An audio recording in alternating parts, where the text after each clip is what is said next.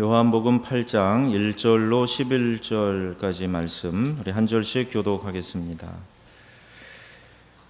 다 각각 집으로 돌아가고 예수는 감람산으로 가시니라.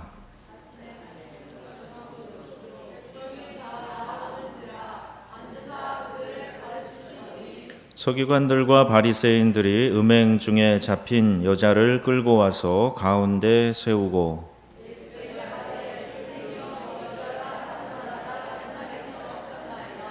모세는 율법에 이러한 여자를 돌로 치라 명하였거니와 선생은 어떻게 말하겠나이까?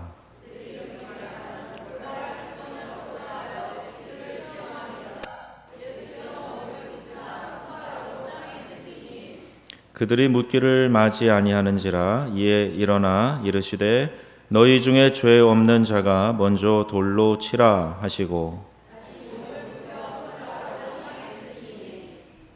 그들이 이 말씀을 듣고 양심의 가책을 느껴 어른으로 시작하여 젊은이까지 하나씩 나가고 오직 예수와 그 가운데 섰는 여자만 남았더라.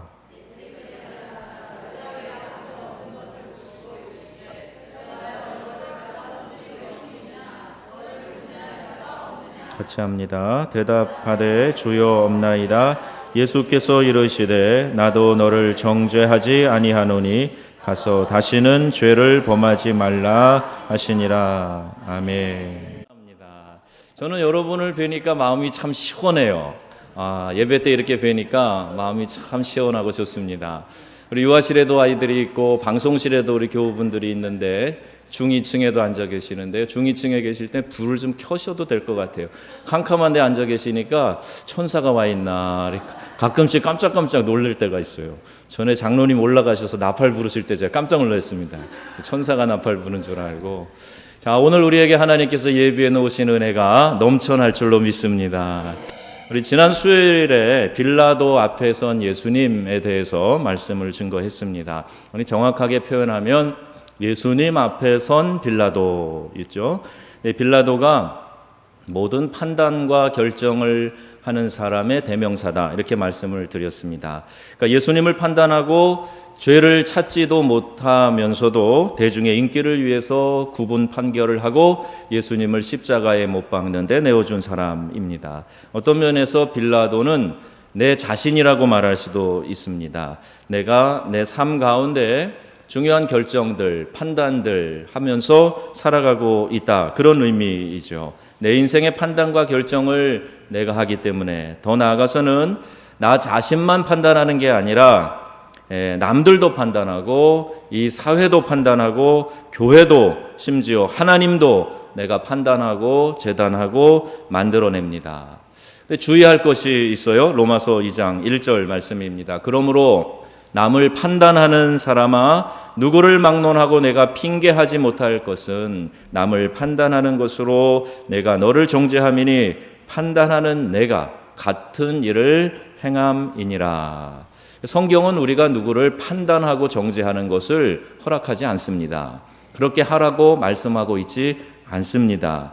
이사야 49장 말씀에 참으로 나에 대한 판단이 여호와께 있고 나의 보응이 나의 하나님께 있느니라, 이렇게 말씀하고 있어요. 오직 우리를 판단하실 분은 여호와 하나님 한 분뿐이시다는 그 말씀입니다.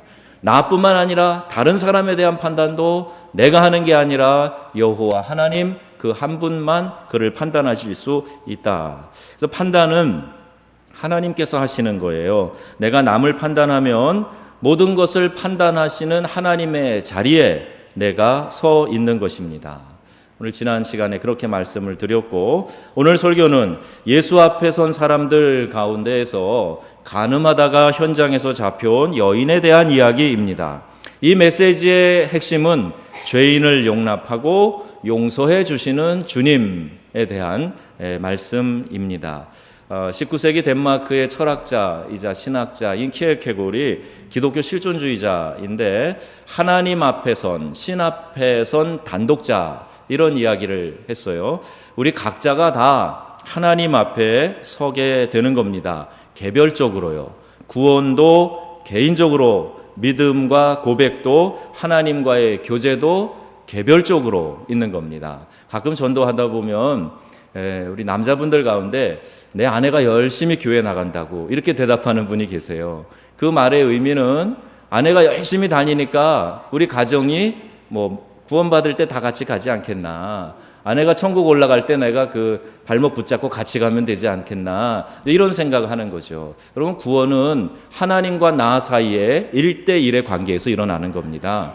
자녀들이 잘 믿어도 안 되고요, 내 믿음 갖고 자녀들을 구원시킬 수 있는 것도 아니에요. 기도해서 그들이 하나님을 개인적으로 만나고 하나님 앞에서 1대1의 단독자로 그 관계를 맺어야 그들이 구원을 받고 이 땅에 하나님의 자녀로 형통한 삶을 살아가게 되는 것입니다. 우리가 하나님 앞에서 아무리 사랑하는 사람이라고 하더라도 그것을 대신해 줄 수 없어요. 사랑하는 아내가 해산의 고통을 느끼고 있을 때 남편이 안타까워서 그 해산의 고통을 대신해 줄 수 있나요? 고통을 내가 절반 덜어가겠다, 이게 가능합니까? 있을 수 없는 이야기인 것처럼 우리의 삶에 각자가 해결해야 될 문제가 있는데 이 구원의 문제가 바로 그와 같습니다. 신앙은 남의 문제가 아니라 내 문제예요. 그래서 남이 이러고 저러고 할 수 있는 그런 문제가 아니라는 겁니다. 내가 하나님과 어떤 관계를 맺느냐, 또 다른 사람이 어때서, 또 환경이 어때서가 아니라 내가 얼마나 하나님을 사랑하고 또 하나님께 진정으로 예배하고 있느냐, 이것이 관건이 되는 것입니다. 그런데 이상하게도 인간관계가 불편하면은 하나님과의 교제도 멀어집니다. 이 신앙 공동체 안에서 내가 불편하고 아주 보기 싫은 사람이 생기면 내 믿음이 막 쑥쑥 자라고 기쁨이 충만하고 그런 게 아니라 슬그머니 내 믿음도 깔아앉아요. 그리고 신앙생활하는데 기쁨과 감격이 없어지고 하나님과 교제하는 그 기쁨과 감격을 잃어버리고 관계의 불편함 속에서도 이와 같은 일들이 나타나요. 그래서 우리는 꼭 이런 문제를 가지고 기도해야 됩니다. 또 주께서 너희를 용서하신 것 같이 너희도 그리해라, 이렇게 말씀하시는 이 말씀의 의미가 오늘 우리 가운데 분명하게 깨달아져야 합니다. 요한복음 13장에 말씀하시죠. 새 계명을 너희에게 주노니 서로 사랑하라. 내가 너희를 사랑한 것 같이 너희도 서로 사랑하라. 너희가 서로 사랑하면 이로써 모든 사람이 너희가 내 제자인 줄 알리라, 그랬습니다. 우리 교회는 특별히 이렇게 저녁 예배도 나오시고 새벽 예배 재단도 쌓으시고 하는 분들은 내 믿음의 수준이 그냥 단순한 열심에 그치지 마시고 꼭 그리스도의 제자로 세워져 가시기를 주의 이름으로 축복합니다. 예수의 제자가 되어 이 땅을 사는 것이 우리의 삶의 목표가 돼야 돼요. 어떻게 하면 주님을 더 닮을까? 어떻게 하면 성령 받았던 제자들처럼 목숨도 두려워하지 아니하고 말씀 전하고 하나님의 은혜에 사로잡히고 하나님의 이사와 기적을 나를 통해 이 땅에 실현하면서 살아갈 수 있을까? 이것이 우리의 삶의 목표가 돼야 됩니다. 또 한 가지, 여러분, 믿음의 표지는 기쁨이에요. 내가 얼마만큼 뿌리가 깊은 믿음을 가지고 있느냐, 그것은 그분이 얼마나 감격과 기쁨 속에서 신앙생활을 하는가, 이걸 보면 알 수가 있습니다. 부흥이 있는 교회는 교인들의 얼굴에 기쁨이 있어요. 잘 웃습니다. 아멘 잘합니다. 교회 와서 찡그릴 일이 뭐가 있겠습니까? 기뻐하고 감사하고 서로 축복하고 격려하고 사랑의 에너지를 나누고, 그것이 우리의 믿음의 공동체입니다. 인상 쓸 이유가 하나도 없어요. 심각하실 필요가 없습니다. 회의를 해도 어떻게 격려하고 축복하고 하는 그런 회의가 돼야 돼요. 그리고 따지고 그것 때문에 상처받고 그런 회의가 돼서는 안 됩니다. 또 다른 사람이 어떤 일을 했을 때에도 잘했다, 수고했다, 그리고 칭찬해주고 축하해주고 격려해주고, 시기 질투, 이건 교회 안에서 찾아볼 수 없는 그런 단어가 돼야 되고, 축복과 격려, 기쁨과 사랑, 감사와 축복, 이것이 충만한 곳이 우리 명성재단의 이 교회 공동체가 되어야 될 줄로 믿습니다. 자, 하나님 앞에서 내 신앙을 잘 지켜야 돼요. 충성도 마찬가지입니다. 충성은 변함없이 자기 자리를 지키는 것, 이게 충성입니다. 한때 열심히 하는 사람들은 많아요. 그런데 끝까지 변치 않고 열심히 하는 것, 이게 중요한 거예요. 마지막까지 최선을 다해서 성실하게 열심히 하는 것, 이것을 충성이라고 합니다. 디모데전서 4장 7절 말씀에 나는 선한 싸움을 싸우고 나의 달려갈 길을 마치고 믿음을 지켰으니 이제후로는 나를 위하여 의의 면류관이 예비되어 있으므로, 이렇게 말씀 기록되어 있어요. 오늘은 요양병원에 신방을 했습니다. 김금순 권사님, 양순환 집사님 비롯해서 5분을 만났는데, 2군데 요양병원에 계셔서 이분들을 만났는데, 처음 전한 말씀이 그 말씀이었어요. 이분들이 다 이제 믿음의 용사들 아니었습니까? 믿음으로 헌신하고 하나님 앞에서 충성을 다하셨던 분들인데, 끝까지 믿음을 지키시는 일이 중요하고 마지막까지 주님 뜨겁게 사랑하고 열심을 다하는 일이 중요하다, 그 마음이 들었어요. 그래서 오늘 이 디모데후서 4장 7절 말씀 제일 먼저 전하고, 권사님 믿음으로 끝까지 달려가셔서 승리하시고 하나님 앞에 설 때 의의 면류관, 영광의 면류관 받으시기를 축복합니다. 그렇게 말씀 전하고 오늘 신방을 시작했습니다. 그 모든 분들에게 다 동일하게 제가 이 말씀을 마음에 담고 오늘 신방을 했는데, 우리 모두에게 다 주어질 일들입니다. 마지막까지 주님 뜨겁게 사랑하시기를 축복합니다. 그리고 우리의 생애가 다할 때까지 마지막까지 변함없이 충성을 다하고 주님 앞에서 주님을 사랑하는 마음이 식어지지 않게 될 때, 우리 주님 앞에 설 때 우리 주님이 칭찬하시고 잘했다, 착하고 충성된 종아, 우리를 칭찬해 주시고 의의 면류관, 생명의 면류관, 영광의 면류관 우리 가운데 씌워 주실 줄로 믿습니다. 끝까지 잘하는 게 중요해요. 내가 한때 좀 잘했다 하는 게 중요한 게 아니라, 그것도 소중하겠지만 마지막을 잘 마치는 거, 엔딩이 좋아야 돼. 마지막을 잘 마치는 사람, 그 사람이 영광스럽고 명예롭고 그 사람이 많은 사람에게 귀감이 되는 겁니다. 목회 30년 40년 열심히 정말 충성되게 헌신적으로 하다가 은퇴 직전에 그렇게 좋지 않은 추문을 남기는 분이 가끔 계세요. 이것이 얼마나 불명예인가, 얼마나 많은 사람에게 이것이 실망이 될까 하는 생각을 하면 마음이 답답합니다. 목회자이든 평신도이든 우리가 마지막은요, 은퇴하는 시점이 아니에요. 이 땅에서 생명이 끊어지고 하나님 앞에 서는 그 시점입니다. 그때까지 우리의 기운이 다 돼서 이 땅을 떠나는 그때까지, 사명이 끝나서 하나님 불러가실 그때까지 최선을 다하고 끝까지 변치 않고 변덕스럽지 않고 충성스러운 마음으로 달려가셔서 주님 앞에 의의 면류관 다 쓰시기를 축복합니다. 그것을 기대하고 소망하자 말이에요. 저는 요새요, 아직 젊지만 그렇게 명예롭게 은퇴하시는 분들을 보면 참 부러워요. 참 수고하셨구나, 참 애쓰셨구나, 참 복되구나, 그런 생각이 듭니다.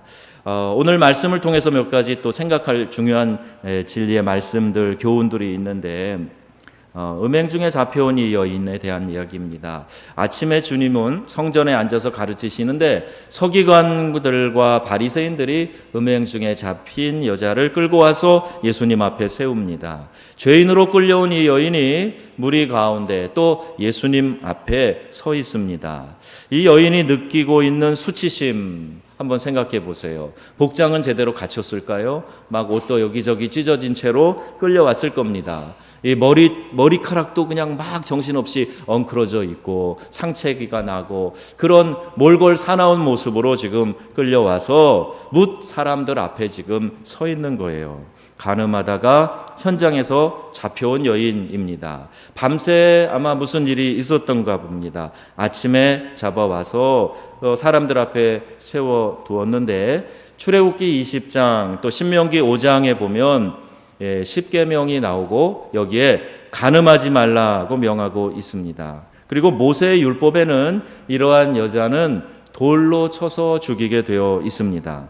사람들이 예수님 앞에 데리고 와서 묻습니다. 선생님, 어떻게 하시려고 합니까? 말해 보십시오. 이렇게 이야기를 하는 거예요. 남녀를 돌로 쳐서 거룩한 백성 사이에서 악을 제해라, 이렇게 모세의 율법은 가르치고 있습니다. 그런데 남자는 어디 갔는지 없어요. 아마 상대방 남자에 대한 이야기가 전혀 없는 것으로 보아 동네에 알려진 창녀였을지도 모릅니다. 종교적인 의로움을 드러내기보다는 예수님을 고발할 조건을 얻기 위해서 그러한 동기로 급히 이 일을 꾸몄을지도 모릅니다. 즉 그들은 고발할 조건을 얻기 위해서 예수님을 시험하고 있는 겁니다.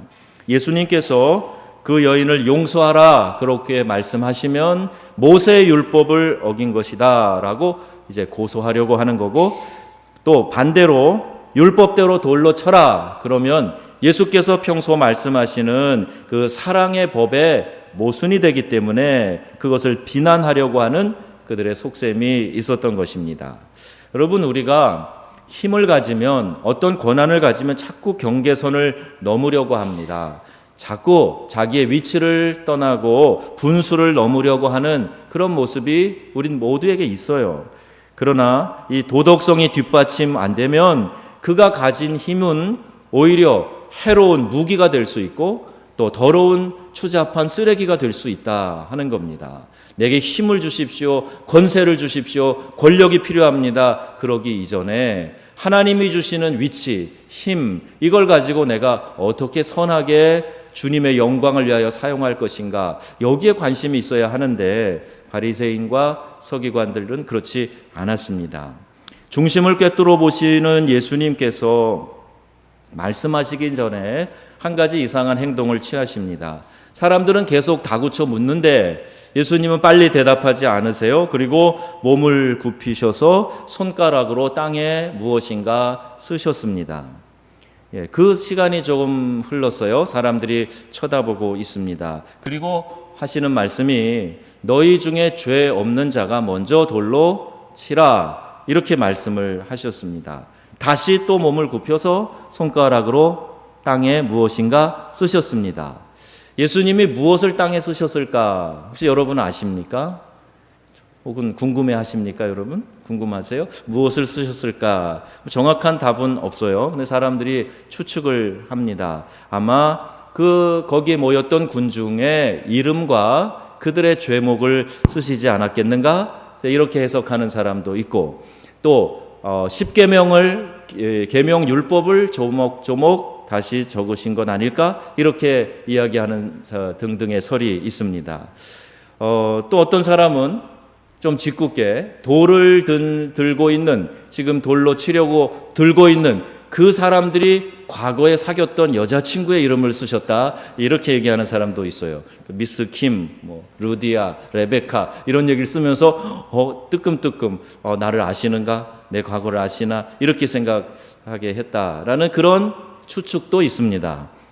존 칼빈은 예수님은 그냥 낙서했다, 이렇게 간단하게 얘기도 합니다. 그것이 무엇이든지 간에 흥분한 군중들이 요구하는 그 순간에 곧바로 예, 아니요 라고 대답하지 않으시고 대답을 좀 미루시고 시간을 갖게 하셨어요. 이것은 예수님이 기가 막힌 심리학자다, 이렇게 심리 기법을 알고 계시는 것이다, 이렇게 설명하기도 합니다. 열받아서 씩씩거리고 있는 사람들, 민감해져 있는 이들에게 바로 자극적인 이야기를 하시지 않는 지혜, 이게 필요하다는 거예요. 우리도 예수님의 이런 지혜를 배워서 한 템포 늦출 줄 알아야 합니다. 주의를 좀 돌리고 호흡을 가다듬을 필요가 있어요.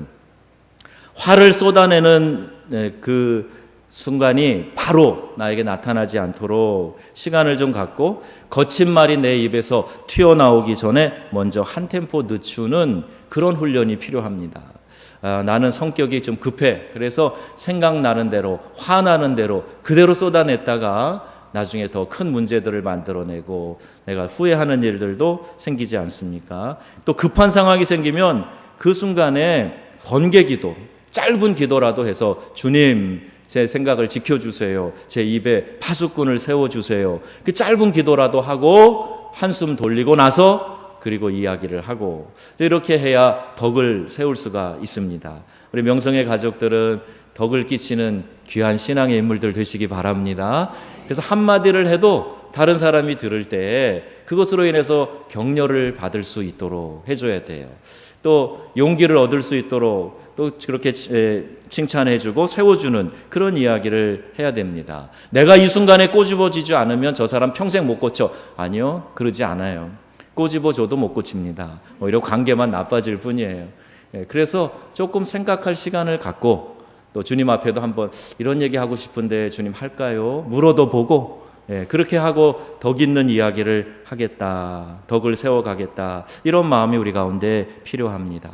보네포는 그의 저서 성도의 공동생활에서 이렇게 말하고 있어요. 많은 사람들은 들어줄 귀를 찾고 있다. 많은 사람들은 들어줄 귀를 찾고 있다. 그들은 그리스도인들 가운데서 들어줄 귀를 찾지 못하고 있는데 이유는 그리스도인들이 들어야 할 그때에 말하고 있기 때문이다. 이렇게 표현을 했어요. 우리 아이들에게 설교할 때 하나님이 귀는 2개 만들어주시고 입은 하나 만들어주셨어요. 왜일까요? 많이 듣고 적게 말하라고요. 그러면 아이들이 그래요. 여러분 그렇게 이해하고 계시죠? 많이 들어줄 수 있어야 됩니다. 그런데 내가 말을 많이 해서 다른 사람의 이야기를 듣지 못하면 오해가 생기는 거예요. 그리고 내가 하고 싶은 말만 하기 때문에 거기에서 갈등이 일어나고 다툼이 일어나고 또 다른 사람에게 상처를 주는 그런 일이 생길 수 있다는 겁니다. 그래서 야고보서 1장에 말씀하기를 사람마다 듣기는 속히 하고 말하기는 더디하며 성내기도 어떻게 해요? 더디할지니라 그랬어요. 화를 잘 내는 사람은 하나님의 영광을 가릴 일이 많이 생기게 되기 때문에 성내는 일도 생각해보고 그리고 해야 된다. 그런 말씀입니다. 또 비판하기 전에 자신의 잘못을 돌아봐야 된다는 거예요. 허물이 없는 사람만이 남의 허물을 비난할 자격이 있습니다. 마태복음 7장에도 그 말씀하고 있어요. 내가 온전해야 다른 사람을 바로잡아 줄 수 있고 다른 사람을 비판할 자격이 있는데 우리 온전한 사람이 있습니까? 온전한 사람이 있을까요? 없어요. 그래서 비판하지 말아라 하는 이야기입니다. 자기도 흔히 과오를 범하면서 남을 정죄해서는 안 된다. 그 말씀이에요. 나의 죄의 문제에 대해서는 철저해야 하지만 다른 사람에 대해서는 관대해야 돼요. 동정과 연민 아껴서는 안 된다 하는 거예요. 나에게는 기준을 철저히 세워요. 그래서 내가 죄 가운데 빠지지 않도록 철저하고 또 엄격하게 나를 관리하는 거예요. 그러나 다른 사람에 대해서는 여유롭게 관대하게 그렇게 대할 줄 알아야 한다는 겁니다. 대부분의 많은 지혜롭지 못한 사람들은 거꾸로 하지요. 자기 자신에 대해서는 한없이 관대합니다. 다른 사람에 대해서는 조그만 것도 참지 못해요. 다른 사람의 침이 이야기하다 내 얼굴에 튀었다 그러면 여러분 얼마나 더럽게 생각하세요? 그러죠? 침이 이렇게 발라져 갖고 좋으네. 그런 분 계세요? 이거 너무 불쾌할 거예요. 그죠? 이렇게 반응이 나오면 막 제가 부흥사가 되고 싶은 마음도 막 드는데. 그런데 사람이요, 얼마나 이기적이고 자기 에고이즘이 강한가 하면요, 그렇게 더러운 거, 남의 침 조금만 튀어도 불쾌해하는 사람이 자기 코는 잘 후벼가지고 그거를 꺼내가지고 동그랗게 공을 만들어가지고 한참을 갖고 노는 사람들이 있어요. 어떤 사람은 그거 맛도 본다 그러더라고요. 안 더럽게 생각하는 거예요. 왜? 내 거니까. 이런 이기적인 게 어디가 있습니까? 근데 우리 마음을 좀 바꾸셔서 다른 사람에 대해서는 좀 관대한 사람이 되시기 바랍니다. 그리고 나에 대해서는 좀 철저하면 좋겠어요. 그래서 하나님 앞에서 말씀의 기준에 벗어나지 않는 삶을 살려고 최선의 노력을 다하는 겁니다. 우리의 신앙의 전통을 보면요, 우리 요한 웨슬레의 그 메토디스트 감리교 신앙의 전통이 뿌리에 있어요. 또 A.B. 심프슨이라고 하는 한참 성령운동, 부흥운동이 일어났을 때 중생, 성결, 신유, 재림 여기에 대해서 이 부흥운동의 중요한 캐치프레이즈로 그것을 강조했던 그 시기에 성령운동이 우리의 뿌리에 있습니다. 감리교의 그 신앙의 유형은 어떤 특징이 있냐면 이름 자체가 메소디스트예요. 아주 규칙적인 사람들이란 뜻입니다. 규범에 엄격한 사람들이라는 그런 의미를 갖고 있어요. 그래서 우리가 이렇게 철저한 믿음 생활을 했던 신앙의 선배들의 유산을 받아 가지고 신앙생활하고 있는 교회라. 이것을 깨닫고 이 시대에 우리의 신앙이 좀 이렇게 잘 규격화됐으면 좋겠어요. 아, 저 사람 예수 믿는데 참 멋지다. 저 사람 참 반듯하다. 말이나 품행에 있어서 어긋남이 없고 도에 지나치지 않고 분수에 넘지 않고 참 사람이 참하다. 이런 말을 듣는 그리스도인들이 되기를 바랍니다. 우리가 그리스도의 편지이기 때문에 사람들이 우리를 읽는 거예요. 어떻게 살고 있는가 우리가 보여주는 그 모습을 사람들이 읽고 예수 믿는 것에 대해서 생각하게 됩니다. 그래서 우리는 예수 믿으라고 하는 전도지를 전하는 그 손을 사람들이 바라본다 하는 것을 기억하고 하나님이 우리 마음 가운데 들어오셔서 우리를 살피실 때 부끄럽지 않은 그런 삶이 되어질 수 있기를 바랍니다. 예수님이 이렇게 말씀하실 때 사람들이 마음에 찔려서 돌을 내려놓습니다. 교회에서 돌을 들고 정죄하는 것이 아니다. 이렇게 돌을 내려놓는 소리가 쿵쿵 들려야 된다. 이게 은혜로운 표현이긴 한데 여기 약간의 불편한 진실도 있어요. 과연 군중이 성전까지 돌을 들고 왔을까? 그 바닥이 돌이었는데 손가락으로 뭐를 쓰셨을까? 이런 게 궁금한 사람도 아마 있을 겁니다. 근데 예수님이 어찌됐든 죄 없는 자가 먼저 돌로 쳐라 이렇게 말씀하실 때 철든 사람들부터 자기 자신을 돌아보기 시작하고 그 돌을 내려놓고 돌아갔다는 겁니다. 오늘 이 말씀을 통해서 우리의 삶에 적용해 본다면 성전에 또 오늘과 같은 이 예배당에 우리가 돌을 들고 오면 안 돼요. 예배하러 들어올 때 돌 들고 오면 안 됩니다. 교회에서 돌을 던질 기회를 찾고 있어서는 안 됩니다. 다 내려놔야 된다는 거예요. 너희 중에 죄 없는 자가 돌로 치라 할 때 이 말씀을 기억하고 들고 온 돌을 내려놓아야 됩니다. 그 돌이 바닥에 쿵 떨어지는 소리가 나야 돼요. 이 안에 들어올 때 내 마음에 들고 있던 이거 한번 날려봐야 되겠다 생각했던 그런 마음들이 바닥에 쿵 내려놓는 그런 소리가 들려야 됩니다. 여러분 아멘이십니까? 내려놓으시기 바랍니다. 말씀을 듣고 좀 적용하세요. 내 마음에 이거 한번 갚아줘야지 그리고 이렇게 맺혀 있는 거 있으면 오늘 이 말씀 들으시고 바닥에 내려놓으시기를 바랍니다. 어른들로 시작해서 혈기왕성한 젊은이까지 다 갔어요. 그리고 오직 예수와 그 가운데 서 있는 여인만 남아 있습니다. 예수 앞에 이 여인을 끌고 온 군중들이 다 사라졌어요. 여자여 너를 고발하던 그들이 어디 있느냐? 너를 정죄한 자가 없느냐? 물으시고 나도 너를 정죄하지 아니하노니 가서 다시는 죄를 짓지 말아라. 이렇게 말씀하셨습니다. 예수님이 그 여인을 정죄하지 않겠다고 하신 것은 여인의 죄를 방관하겠다고 하신 것이 아니라 용서하신다라는 그 의미가 내포되어져 있습니다. 예수님은 여인에게 회개할 기회를 주시고 다시는 죄를 짓지 말라고 말씀하셨어요. 그리고 또 예수님은 인간의 과거보다 그 장래와 가능성에 대해서 더 많은 관심을 가지고 계십니다.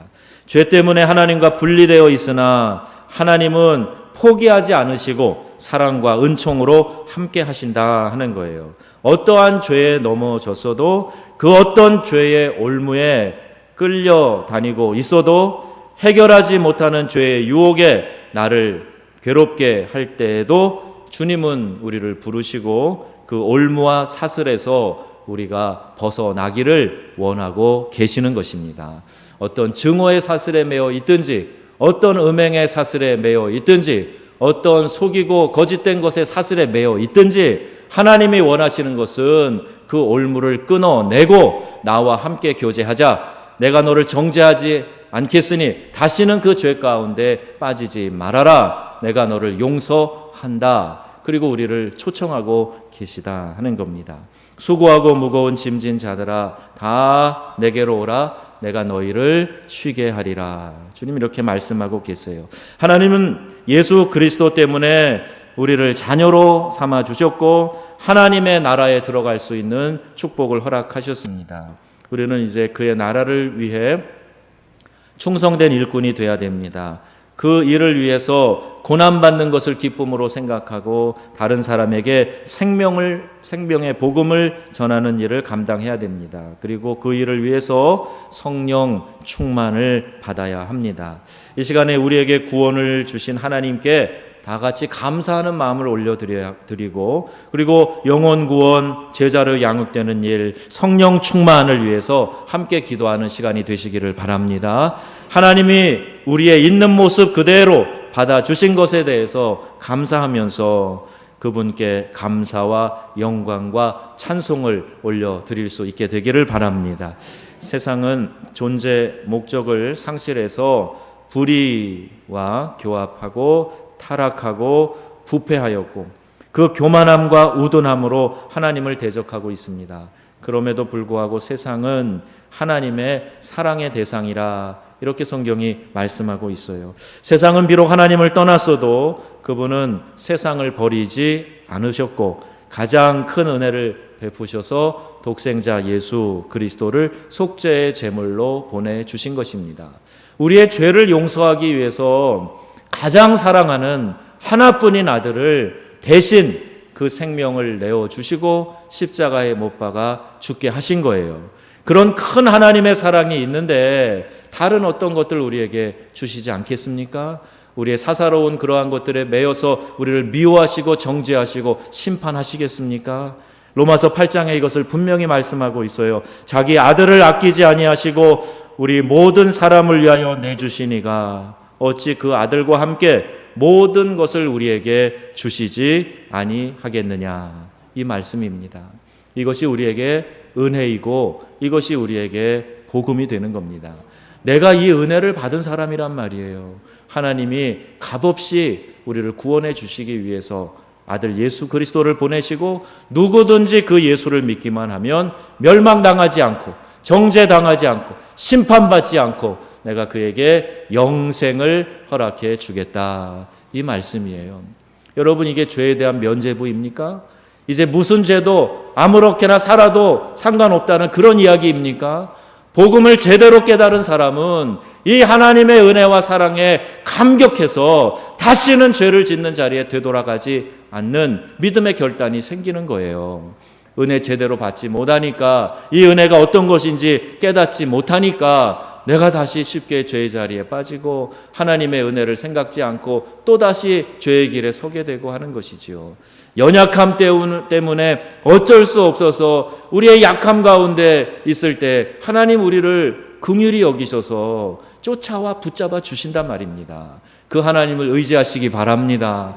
나를 의지하지 마시고 제발 하나님 의지하시기 바랍니다. 하나님 나를 사랑하셔서 날 구원해 주시고 내 삶도 하나님이 견인해 가신다고 말씀하고 계세요. 수고롭게 내 자신이 내 인생의 운전대에 올라서서 끙끙 매고 있지 말고 하나님께 맡기시란 말이에요. 하나님이 나에게 큰 은혜를 베풀어 주셔서 내 영혼을 구원해 주시고 내 삶에서도 자녀 삼아 주시고 자녀의 권세로 살게 해 주신다 말씀하셨는데, 여러분 자신의 삶에 수고하는 그 모든 짐을 스스로 지고 힘겨워하지 마시고 주님께 내려놓는 복된 시간 되시기를 바랍니다. 우리는 하나님 앞에 서 있는 단독자예요. 내 모습을 그렇게 세워가야 됩니다. 남을 정죄하지 마시고 내가 죄에 빠졌을 때라도 하나님을 피해 숨지 마시고 그분께 나와 자비와 긍휼을 구해야 됩니다. 오직 말씀을 통해 나 자신을 비춰보면서 내가 하나님 앞에 바로 서고 있는가, 바로 살아가고 있는가, 말씀에 위배되는 일은 없는가, 스스로를 돌아보고 깨끗게 하고 다시 회복시켜 주시는 하나님의 은혜 보좌 앞에 나아가고 하나님이 주시는 새로운 힘과 능력 가운데 살아가는 저와 여러분, 우리 명성의 가족들 다 되시기를 주 예수님의 이름으로 축원합니다. 아멘.